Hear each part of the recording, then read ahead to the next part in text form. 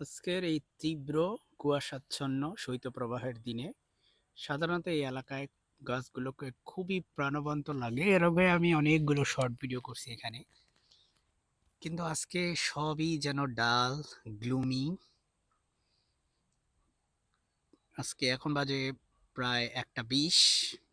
এখনো পর্যন্ত আজকের দিনে কোনো সূর্য ওঠেনি, এবং চারিদিকে সূর্য না উঠলে, শৈত্যপ্রবাহ থাকলে যেমন মলিনতা থাকে, সেমন সেই রকম মলিনতাই কিন্তু দেখা যাচ্ছে।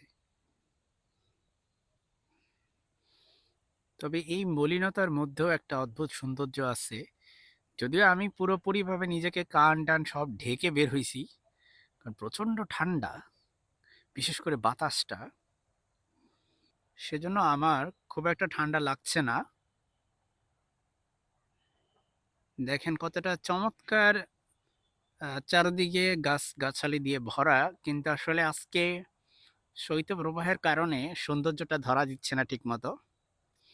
এ যেন এক আলাদা রকম সৌন্দর্য।